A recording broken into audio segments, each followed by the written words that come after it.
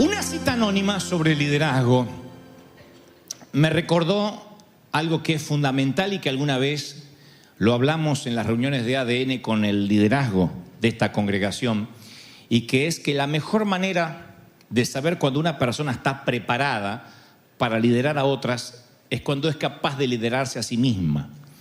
Una persona que puede liderarse a sí misma, que tiene autocontrol de su carácter, de su temperamento, de su forma de ser, es una persona que puede liderar a otras. De otro modo no puede liderar, no puede llevar adelante ningún proyecto de vida y mucho menos conducir a otros hacia un nivel de vida mejor. Es la astilla que menciona el Señor en Mateo 7. Jesús dijo que había que sacarnos la viga que tenemos en el ojo antes de realizar una cirugía para eliminar la pelusa del ojo del prójimo.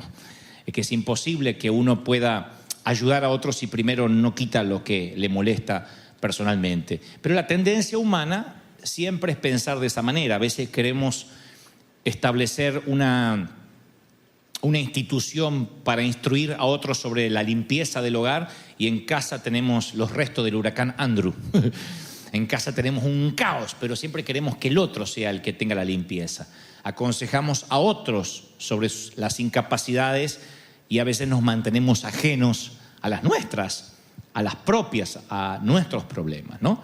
El Señor lo dijo: ustedes, fariseos, le imponen cargas a las personas que ustedes mismos no pueden llevar, no pueden cargar. Y nosotros siempre hablamos de llevar a otras personas a Cristo, ¿no? Decimos, vamos a predicar, a llevar a personas que no conocen del Señor, a llevarlos a la cruz. Y ahí está la clave, preguntarnos si nos podemos llevar nosotros mismos a Cristo. Y no hablo de aceptar a Cristo por primera vez, que la mayoría lo ha hecho. Me refiero si tenemos la capacidad de volvernos a comprometer con el Señor cuando estamos alejados. Se trata de renovarse. La Biblia es una continua renovación, nos lleva a renovarnos todos los días. Isaías 53:6 dice: todos andábamos perdidos como ovejas, cada uno seguía su propio camino, pero el Señor hizo recaer sobre él la iniquidad de todos nosotros, sobre Cristo, la iniquidad o el pecado de todos nosotros. Entonces yo veo, antes de construir lo que quiero decirle, quiero darle esta suerte de introducción. Cada vez que el Señor nos compara con ovejas, y lo he mencionado en otra ocasión, siempre me pregunté por qué se le ocurrió al Señor compararnos con las criaturas esas peludas que pululan las colinas de Judea. ¿Por qué no nos compara con ovejeros alemanes, por ejemplo? Bueno, aquí los estoy entrenando como leones, eso hubiese estado bien, o como tigres, o como panteras. Pero ¿por qué el Señor nos compara con ovejas? No es muy halagador, porque las ovejas son frágiles, vulnerables, son un tanto torpes. Nadie diga amén, pero si nos compara con ovejas, somos propensos a accidentarnos, a perdernos, a descarriarnos.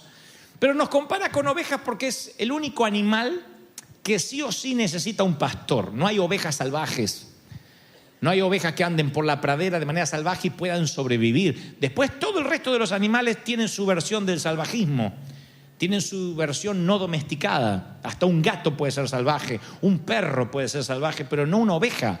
Una oveja necesita un pastor. Por eso esa es la razón fundamental por la cual Él nos compara con ovejas, porque no podemos vivir solos estamos a la deriva, como un cometa sin cuerda, como una hoja en la tormenta. Y ahora, ¿por qué nos desviamos si somos ovejas? Bueno, yo tengo 3 causas comunes por las cuales nos desviamos y no nos renovamos, como les decía recién. Primero, no cuidamos como ovejas las fortalezas, o sea, lo que nos hace fuertes no lo solemos cuidar. Descuidar nuestras fortalezas puede convertirse a veces en nuestra mayor debilidad. Por ejemplo, una persona que tiene el don de la misericordia, el don de ayudar, si no lo cuida, puede sentir culpa por las cosas que no puede hacer, porque no puede ayudar a todo el mundo, y empieza a sentirse abrumado, y lo que fue al principio un regalo de Dios se transforma en una carga sin la ayuda de un pastor, sin la ayuda del Espíritu Santo. Tiene el deseo de ayudar, se ve impotente para ayudar y entonces vive preocupado, vive cargada o vive angustiado por todo lo que no puede hacer. Si Dios le da a alguien el don de sabiduría y esa es su fortaleza, Sin la ayuda del pastor, como cualquier oveja, se puede llenar de orgullo, porque todo lo sabe, porque él conoce todas las respuestas, o ella conoce todas las respuestas. Entonces es una oveja que sin la ayuda del pastor, el don de la sabiduría linda con el orgullo, con la pedantería, con la petulancia. ¿Estoy siendo claro lo que digo, sí o no? La segunda cosa que yo veo, por la cual nos descarriamos, además de descuidar lo que Dios nos da, las fortalezas, por alejarnos del pastor, es que cuando nos alejamos del pastor, perdemos la alegría, lo que yo llamo la alegría robada. David, cuando peca en el Salmo 51:12, él dice, entre otras cosas, devuélveme la alegría de la salvación y que un espíritu obediente me sostenga. No es casual lo que está diciendo el salmista. Yo quiero tener un espíritu obediente, pero necesito recuperar la alegría de la salvación. A veces el enemigo nos desvía del camino, nos quita del corral, y al alejarnos del pastor nos quita la alegría. Cuando uno pierde la alegría, todo se hace cuesta arriba. La alegría no tiene que ver con la felicidad. La felicidad es de a ratito y viene por acontecimientos, pero también se va por acontecimientos.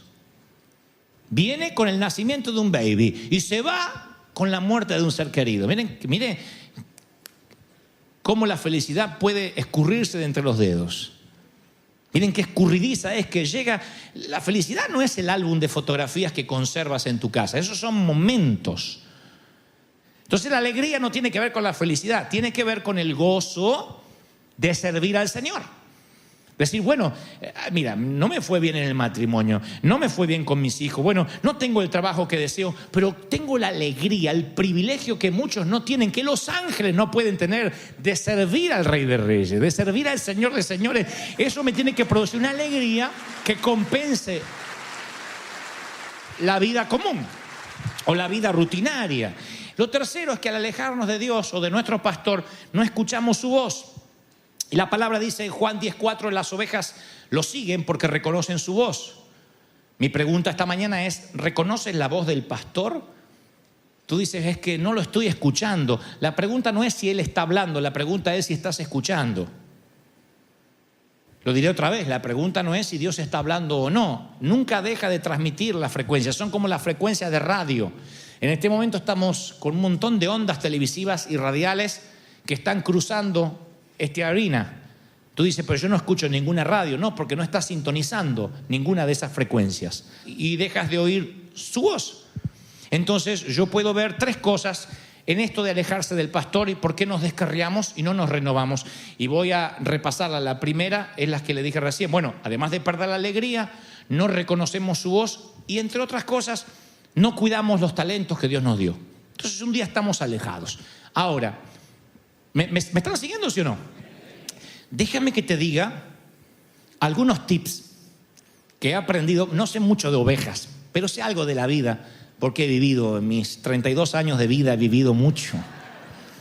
Y sé algo, no, ya voy para medio siglo, pero en mi medio siglo de vida yo he aprendido algunas cosas, porque en ese medio siglo he estado mínimamente unos 42 años en las cosas del Señor, desde chiquitito. Y entonces he aprendido muchos tips en esto de perderse y de ser encontrado. Porque a veces uno dice, sí, soy la oveja perdida, que me venga a buscar. Y el pastor es fiel para buscar, siempre. ¿Es fiel para buscar el Señor o no? Lo es. Pero ser encontrado requiere cierta cooperación de nuestra parte. Como les dije recién, envejecer es automático, madurar es opcional. Y para ser encontrado, la fe está vinculada siempre a la acción. Siempre que Dios nos busque, nosotros tenemos que querer ser encontrados. Yo acabo de darte 3 razones por las cuales quizás te sientas que no estás renovado. Este mensaje va para los que hoy dicen, ¿por qué me siento cansado en el alma? No hablo del cansancio físico que se recupera con 7 u 8 horas de sueño. Hablo del cansancio de la mente y el cansancio del espíritu y de la angustia del alma, esa que termina en un surmenage o en un estrés. Y nos volvemos unos amargados, unos torpes, unos petulantes. Por eso decía al inicio de este mensaje que la capacidad de liderar se ve cuando podemos autoliderarnos primero nosotros. Y seguiré diciéndole algunas cosas sobre esto de perderse y encontrarse. Si perder el gozo es un patrón constante, debes saber que el pastor utilizará la corrección. En la cultura de los pastores beduinos, si las ovejas se mantenían cerca de los pastores, los depredadores no podían atacar, porque están los pastores y le tienen miedo, sea el lobo, sea quien sea. Pero los depredadores son pacientes y esperan que las ovejas se desvíen. Así que cuando alguna oveja se desvía, el pastor deja las 99, como dice la parábola, a campo abierto, y va a buscar la desviada, la perdona, la ama, la carga sobre sus hombros y le dice: quédate aquí, porque si te vuelves a desviar del resto de las muchachas, puedes perder tu vida. Pero si el pastor ve que esa oveja es propensa a desviarse, que hace 5 años no cambia la oveja, 4 años y hay que hablarle de lo mismo y de lo mismo y de lo mismo y de lo mismo, y todo lo toma personal y todo lo toma que es para en contra de él o en contra de ella. Hay gente que no cambia nunca. Así va cambiando, se va volviendo más viejo, más vieja, se va volviendo más intransigente, se va volviendo más... Y hay gente que va cambiando para mejor y otros que van cambiando para peor. O evolucionamos o involucionamos. Entonces, cuando el pastor ve que la oveja se desvía 1 y 2 y 3, si hay un depredador astuto escondido entre los arbustos, dice: ahí tengo una. Esta en cualquier momento se desvía, deja de escuchar la voz del pastor, no cuida sus talentos, en algún momento pierde la alegría y se desvía. Acá la tengo. Y ya prepara el aderezo para ver qué le va a poner picantito, porque va a almorzar oveja. ¿Qué hace el pastor? Antes que se almuercen a una de sus ovejas, dice la palabra, y aparte lo dicen los pastores beduinos, ante esta tendencia fatal que tiene la oveja, va y le dice: esta ya no se desvía una vez, se desvía 2, 3, 4, 5, es un deporte para ella. Entonces la agarra y hace ¡trac! Y le quiebra la pata.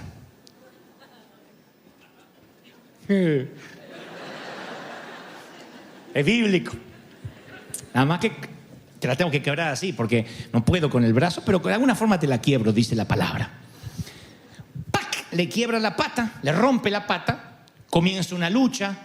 El pastor metódicamente va a entablillar la pata rota, la envuelve en gasa y vuelve al rebaño cargando a la descarriada oveja sobre sus hombros. Esto lo dicen, cuando estuvimos en Israel nos contaban los guías. Así se sigue haciendo con las ovejas rebeldes.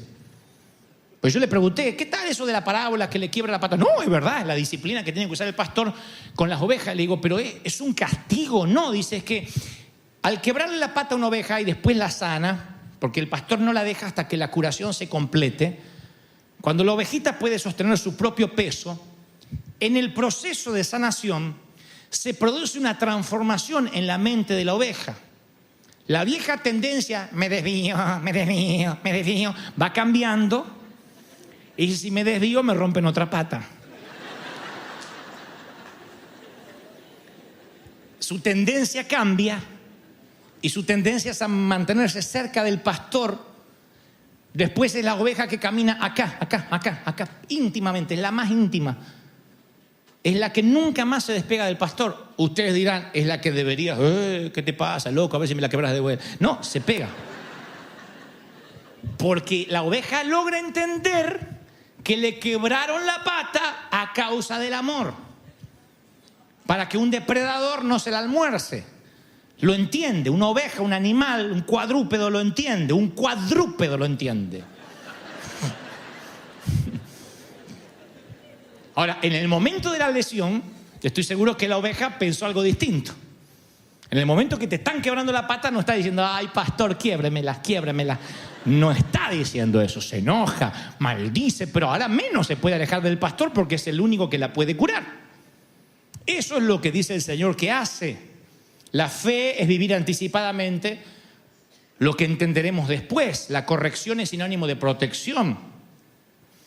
Entonces, a veces, algunos de nosotros, Dios nos tiene que hacer ¡trac! Y decimos: ¿pero por qué tuve que perder el empleo? ¿Por qué? ¿Por qué me pasó esto en el matrimonio? ¿Por qué me pasa esto con mis hijos? Y si miramos hacia atrás de manera autocrítica, vamos a descubrir que tenemos una tendencia a perder el gozo de servir, a dejar de oír su voz, a no cuidar los talentos que Dios nos dio.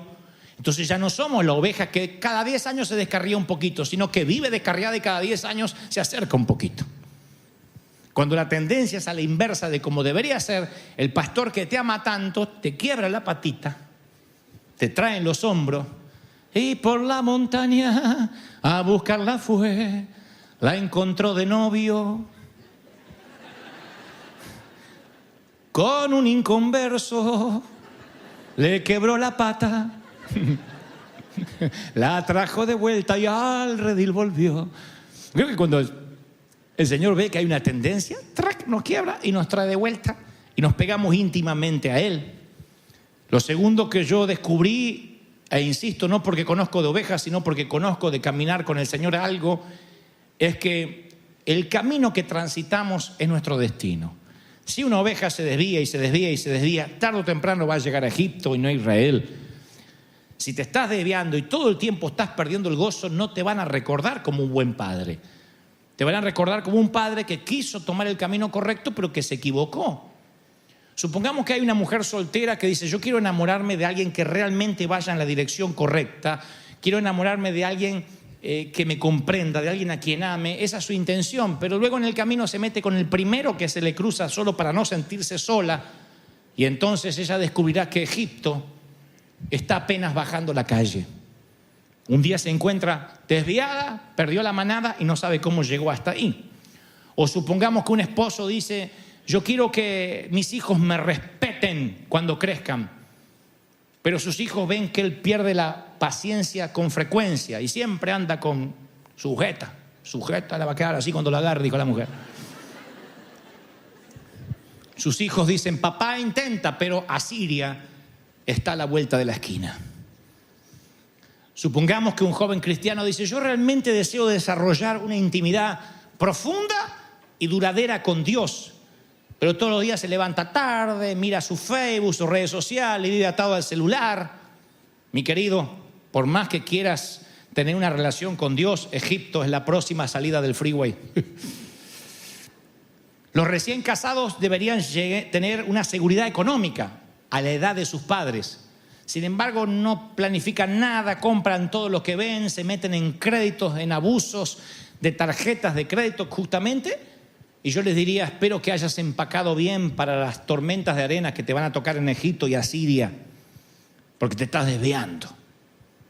Entonces, cuando veo una oveja que tiene una tendencia para desviarse a Egipto y a Siria, lo más probable es que el Señor tenga que corregirte con la pata quebrada y traerte de vuelta. ¿Qué trato de decir? Que a lo mejor esto que te está pasando no es una causal de que el enemigo metió la cola necesariamente, sino que Dios te corrigió porque te ama demasiado. Muchos están trabados en sus estatus sociales.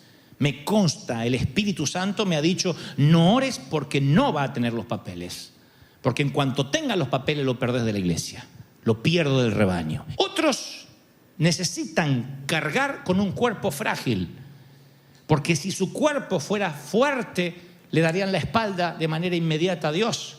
Pablo pide 3 veces ser librado de una debilidad. Aunque hay teólogos que dicen que eran problemas quizás en la vista, miopía, que era rengo, él no habla de un problema físico, habla de debilidad. Y la misma palabra en el original hebreo habla de una suerte de tentación o pecado, algo que a él lo estaba realmente amedrentando, de modo que decía: mi carne hace lo que mi espíritu no quiere. Y el Señor le dice: bástate con mi gracia. Le está diciendo: lo que vas a tener es que venir a mi gracia todos los días, pero no voy a quitarte el aguijón. Porque esa perniquebrada, esa pata quebrada es lo que te mantiene dependiente de mí, Pablo. Si yo te sano la pata, te me pierdes. Has conocido el tercer cielo, has tenido revelaciones que ningún hombre jamás tuvo. Aunque te consideras el menor de los discípulos, fuiste el único al que yo le prediqué personalmente luego de estar resucitado. Podrías andar por la vida diciendo: a mí ningún hombre me pudo predicar. Cristo me tuvo que predicar camino a Damasco. Un hombre que manejaba ciudadanías dobles, que era multicultural, cosmopolita, que tenía su profesión, que se autoabastecía a sí mismo, letrado, que podía debatir con griegos, con los grandes cerebros de la época, con el Simi Valley de la época, que era Grecia. Era un hombre que necesitaba tener una pata quebrada. De otro modo, no sería el gran Pablo que conocemos y quizá hubiese seguido el camino de Judas o quizá otro. El Señor sabía que tenía esa debilidad, lo conectaría con él. Y que Dios de ese modo se llevaría la gloria. Entonces lo que trato de decir es que a veces maldecimos una falencia, una minusvalía, algo que nos está faltando. Y es justamente eso lo que te ha acercado a Dios todos estos años.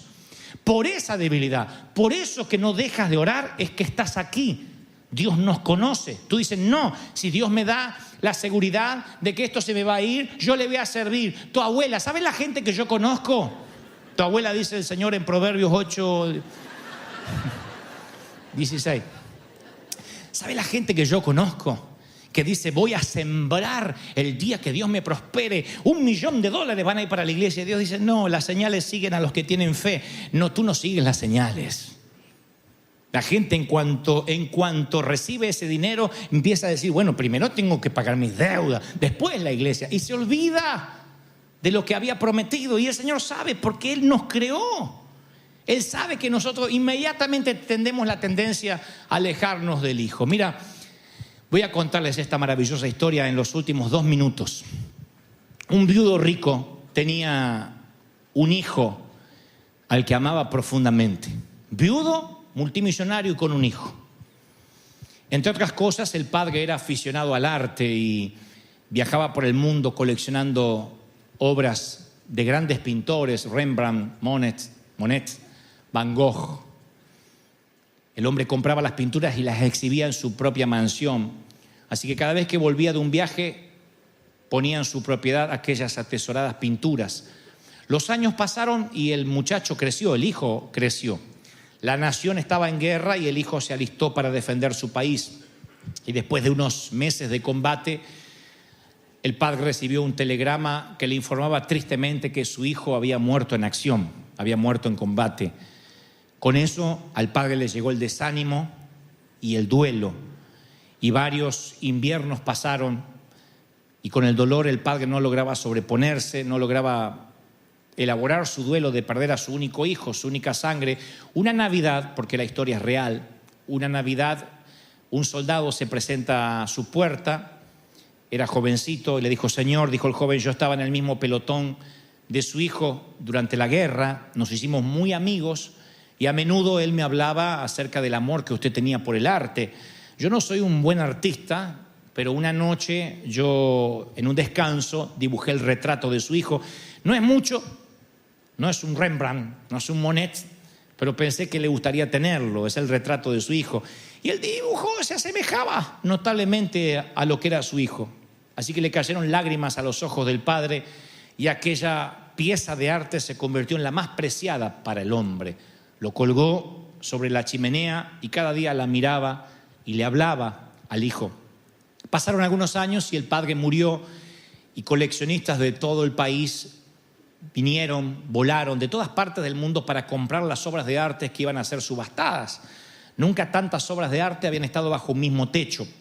Así que posibles compradores millonarios colmaron la sala esperando ofertar por un Rembrandt o por un Monet. Pero para sorpresa de todos, la subasta no comenzó como había esperado, sino con una pieza, con un cuadro que no estaba en la lista, el dibujo hecho por el joven soldado.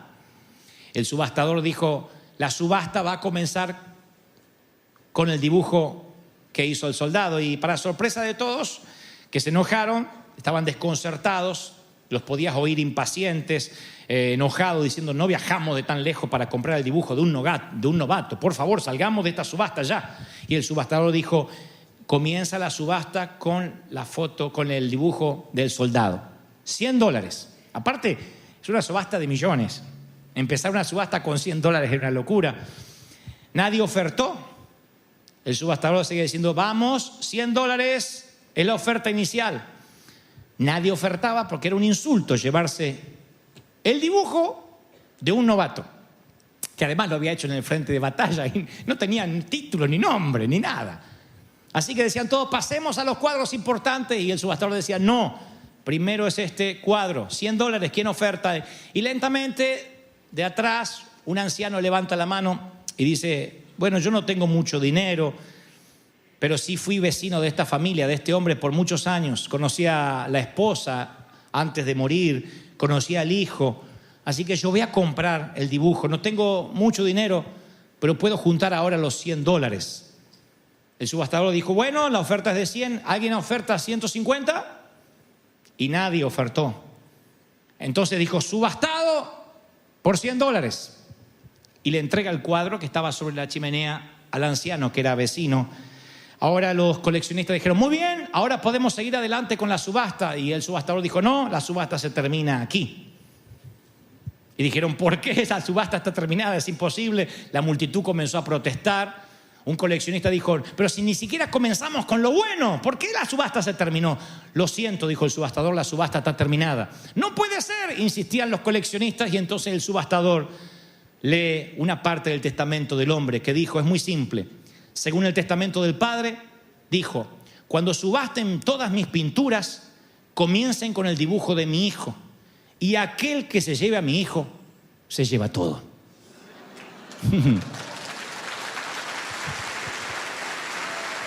¿Te llevas al hijo?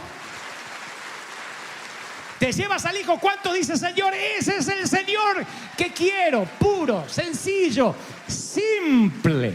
¡Aleluya! Alguien tiene que aplaudir más que eso si crees que el Rey ha hablado hoy. ¡Aleluya! Amo esa historia.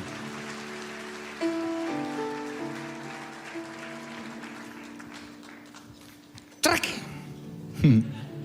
Y el Señor te dice esta mañana, ¿quieres regresar al redil? ¿Quieres volver a casa? ¿Puedes liderarte a ti mismo para volver a casa? ¿Quieres volver a casa? Te propongo un camino de regreso a casa. Cerca del Hijo y te llevas todo. No hay nada mejor que estar cerca del Hijo, aunque tengas que venir cojeando. Pero es maravilloso cojear, porque significa que es la marca que tuviste un encuentro con Dios. Antes del gran suplantador llamado Jacob, yo prefiero al príncipe con Dios llamado Israel. Porque este hombre tuvo un encuentro con el Señor. Y el Señor dice, tú vas a tener un encuentro conmigo. Te guste o no te guste, me empeciné con tu vida y no te dejo hasta que no te haya bendecido. Vamos, póngase de pie y vamos a orar al Señor.